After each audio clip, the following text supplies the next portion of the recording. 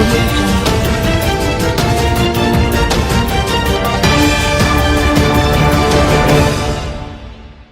السلام علیکم، آپ دیکھ رہے ہیں کے نیوز چینل۔ خبر شامل کرتے ہیں سعودی عرب سے۔ ہمارے نمائندے کی رپورٹ کے مطابق سعودی عرب میں خوفناک ٹریفک حادثہ، 6 پاکستانی جاں بحق ہو گئے۔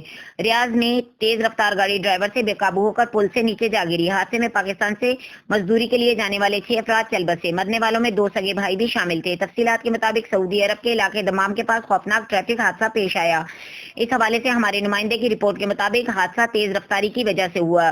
تیز رفتار کار ڈرائیور کے کنٹرول میں نہ رہی اور پل سے نیچے جا گری۔ گاڑی میں 6 افراد سوار تھے جن کا تعلق پاکستان کے مختلف شہروں سے تھا۔ ٹریفک کے المناک حادثے میں جاں بحق ہونے والوں میں پیشے کے لحاظ سے 3 مستری اور 3 مزدور تھے جو گھر سے نکل کر اپنے کام پر جا رہے تھے۔ مرنے والوں کی میتیں الجبیل رائل کمیشن اسپتال میں رکھی گئی ہیں۔ سعودی ذرائع ابلاغ کے مطابق جاں بحق ہونے والوں میں 3 افراد کا تعلق سیالکوٹ سے ہے۔